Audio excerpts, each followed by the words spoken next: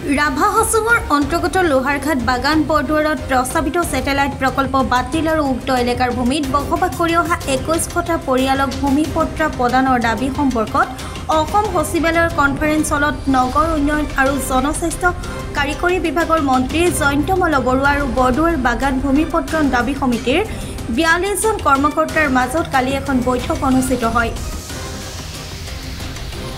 উক্ত বৈঠকতে ভূমিপট্টন দাবী সমিতিক মন্ত্ৰী জয়ন্ত মল বৰুৱাই মুখ্যমন্ত্ৰী বৰদুৱাৰ বাগানৰ ভূমিখিনি চৰকাৰীভাৱে ক্ৰয় কৰি জনজাতীয় ৰাইজক পট্টা দিয়াৰ পৰিকল্পনা যুগুত কৰি আছে বুলিও মন্তব্য কৰে। চাহ বাগানৰ মাটি পট্টা দিবলৈ অসুবিধা, বেলেগ মালিকৰ অধীন মাটি পট্টা কেতিয়াও মালিকৰ অধীনত চাহ বাগান এখন থাকিলে তাত বেলেগ মানুহক পট্টা দিব নোৱাৰে। পট্টা দিবলৈ হ'লে সেই মাটিখিনি চৰকাৰে ল'ব লাগিব আৰু সেই দুটা কাৰণতে চিন্তা কৰিছিল যে অসম চৰকাৰে এই মাটি বাগানখন লোৱাৰ পিছত তাত থকা লোকসকলৰ এটা ফালে পট্টা দিয়া আৰু এটা ফালে আমাৰ কিবা নহয় কিবা ডেভেলপমেণ্ট কাম কৰা, যিটো আমি প্ৰাৰম্ভিক পৰ্যায়ত এখন ছেটেলাইট টাউনশ্বিপৰ কথা ভাবিছোঁ।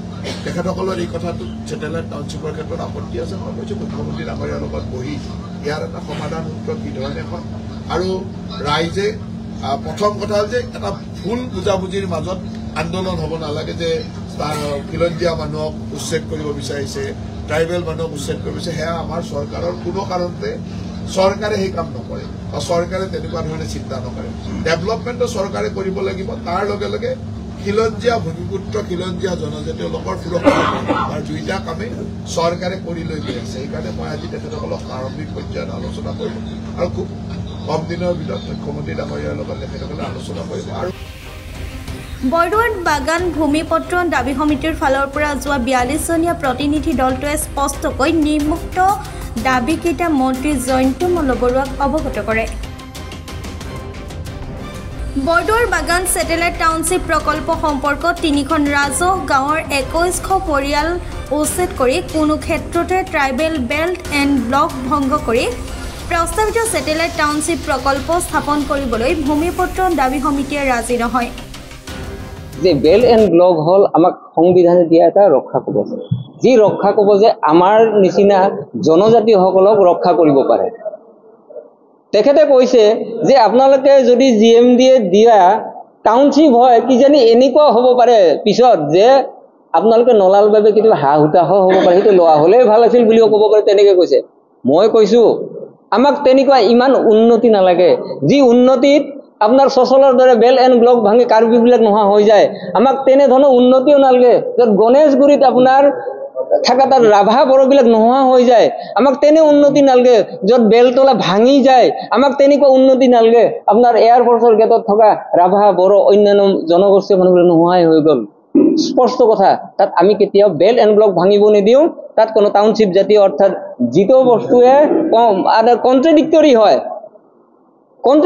হয় 6 চিডিউলৰ বাবে কণ্ট্ৰাডিক্টৰী হ'ব, বেল এণ্ড ব্লকৰ বাবে কণ্ট্ৰাডিক্টৰী হ'ব। গতিকে তেনেকৈ মহানগৰ উন্নয়ন যায়ে নকৰক, তেখেত জয়ন্ত মল বৰুৱা বুলিও কথা নাই, অসমৰ মুখ্যমন্ত্ৰী হিমন্ত বিশ্ব শৰ্মা বুলিও কথা নাই।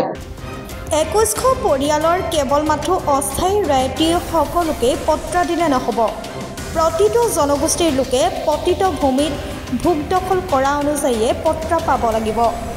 সেই মাটি অকল আমাক 600 মানুহ দিলে নহ'ব, 1900 মানুহ দিলে নহ'ব, তাৰ শান্তিপুৰৰ মানুহ মাটি দিব লাগিব, তাৰ নাৰায়ণপুৰৰ আমাৰ নতুন চিমিনাৰ অংশৰ মানুহ দিব লাগিব, লাডুগুৰিৰ মানুহ দিব লাগিব, ৰঙামাটিৰ মানুহ দিব লাগিব, এটাক দিব লাগিব। কাৰণ আমাৰ শেষ আশা আপোনালোকক যেনেকৈ আমি সহযোগ বুলি ভাবোঁ, আমাৰ শেষ আশা হয়তো আমি আইন আদালতত যাব লাগিব পাৰে। GMDৰ প্ৰস্তাৱিত ছেটেলাইট টাউনশ্বিপ প্ৰকল্পৰ পৰিকল্পনা বাতিল কৰক আৰু অতি শীঘ্ৰে ভূমিৰ পট্টা প্ৰদান কৰক। ষড়যন্ত্ৰমূলকভাৱে জনজাতীয় আবেচনি ভাঙি এই প্ৰকল্পৰ জৰিয়তে কোনো কাৰণতে ৰাভা হাছং স্বায়ত্তশাসিত পৰিষদৰ 6ষ্ঠ অনুসূচীৰ দাবী বিঘ্নিত নকৰিব।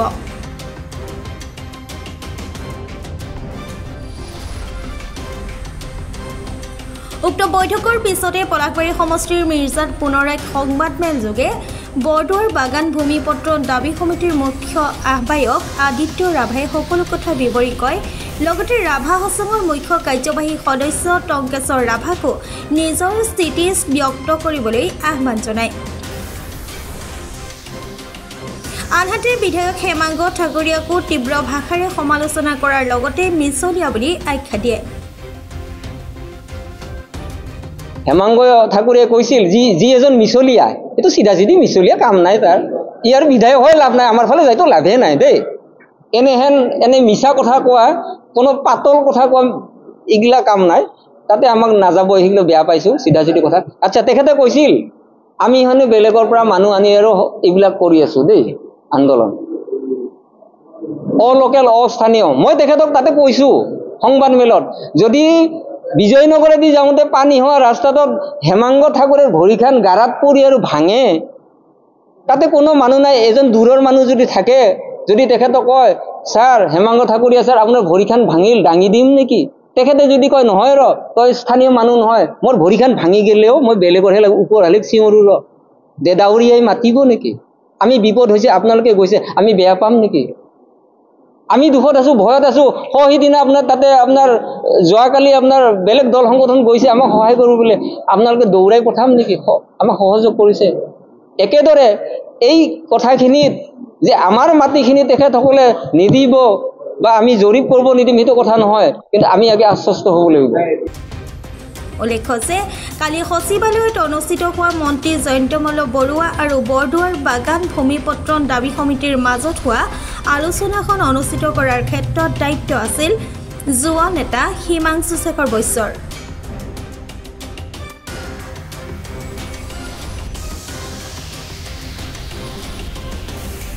News desk report, Tata time digital.